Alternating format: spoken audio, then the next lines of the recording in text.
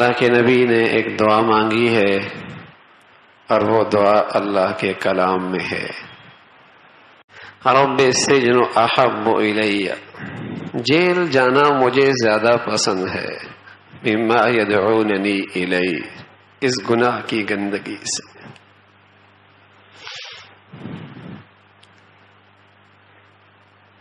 ایسی گناہ سے نفرت، ایسی اس کی برائی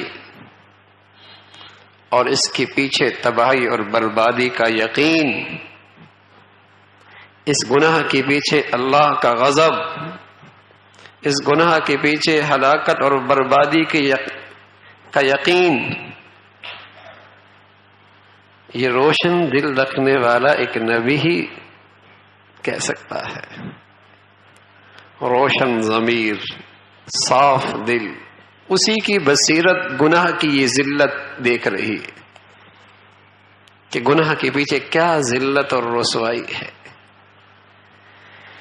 کہنے لگے رب السجن احب الیہ مما یدعوننی الیہ، اے اللہ اس گناہ سے بچا لے، اگر اس کی خاطر مجھے جیل جانا جار پڑے تو مجھے یہ پسند ہے، جیل جانا مجھے زیادہ پسند ہے.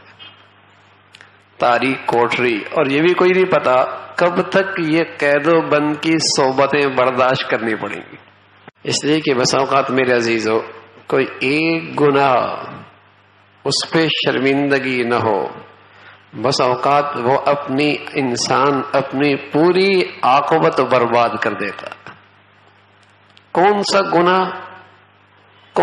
گناہ موت کے وقت مصیبت بن کے آ جائے اور بغیر کلمے سے چلا جائے؟ کون سا گناہ؟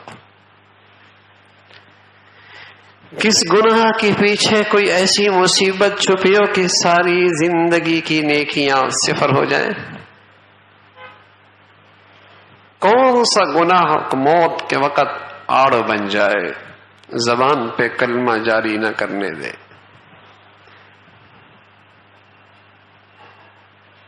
زبان پر اس گناہ کا اثر ظاہر ہو جائے، کون سا گناہ؟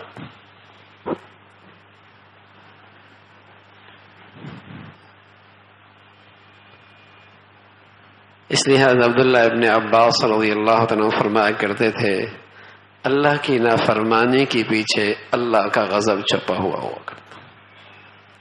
اللہ کی نافرمانی کے پیچھے اللہ کا غضب چھپا ہوا ہوتا ہے. ایسا شخص ہر وقت خطرے میں ہے کب اللہ کے غضب کے نشانہ بن جائے، کب کس وقت اللہ کے غضب کا نشانہ بن جائے، کہیں تماشا بن جائے، دنیا کے لیے تماشا بن جائے. واہ واہ تھی، بڑی واہ واہ تھی، دیر کہاں لگتی ہے تماشا بننے میں.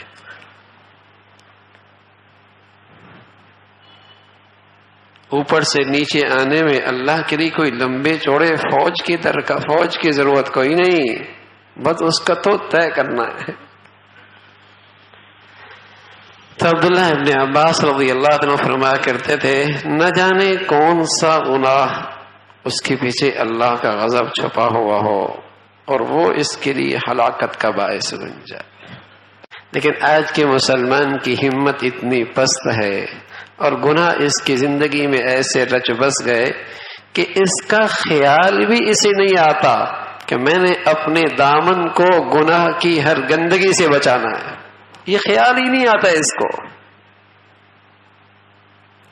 یہ طے ہی نہیں کرتا، یہ عزم ہی نہیں کرتا کہ میں نے اپنے دامن کو ہر گناہ کی گندگی سے بچانا ہے.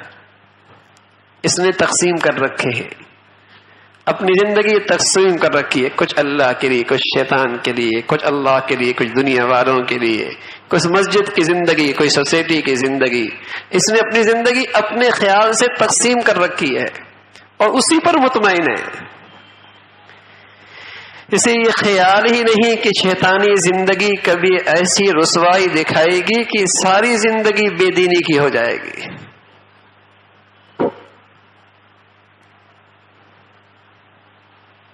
سارے نتیجہ صفر ہو جائے گا، اس لیے کہ ہر گناہ کے پیچھے اللہ کا غضب چھپا ہے.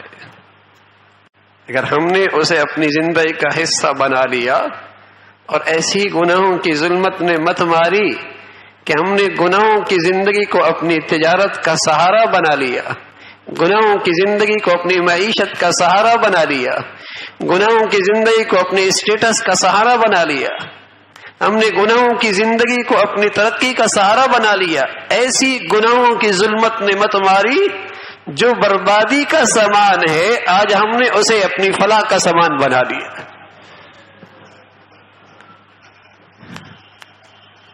جس میں ہلاکت ہے اسی کو ہم نے اپنی نجات کا ذریعہ بنا دیا، جس میں پستی اور ذلت ہے اسی کو ہم نے اپنی کامیابی کی شاہراہ سمجھ لیا۔ ایسی گناہوں کی ظلمت نے مت ماری ہے، اللہ کی نافرمانی بہت بڑی احسان فراموشی ہے۔ کب تک گناہوں کی آگ میں جلتے رہیں گے میرے عزیزو؟ اس آگ کی تپش اس دنیا میں کم ہے، قسم خدا کی موت کی کڑواہٹ اس تپش سے بھی گناہگار کے لیے زیادہ ہے، اور قبر کی بربادی اس سے زیادہ ہے، اور کل کی آگ نار اللہ الموقدہ التي تطلع على الافئدہ، وہ اللہ کی آگ ہے، وہ صرف جسموں تک بس نہیں ہوگی، وہ دلوں تک بھی چھو جائے گی، دلوں تک بھی وہ آگ پہنچ جائے گی۔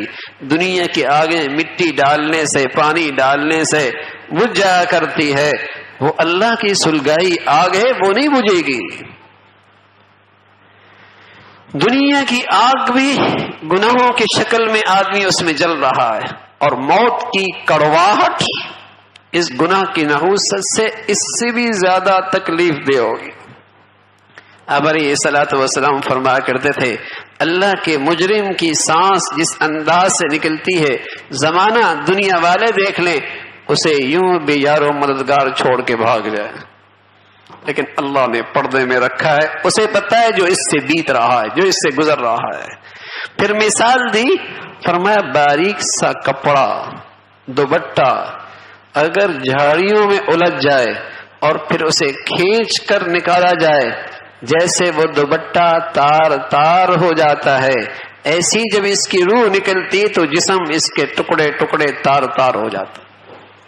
اللہ حفاظت فرمائے، اللہ محفوظ فرمائے۔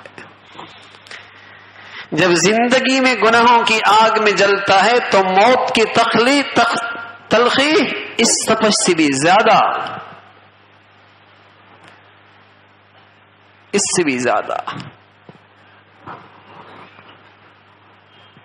تو میرے عزیزو، اللہ کی نافرمانی سے بچنے کا فیصلہ ہو،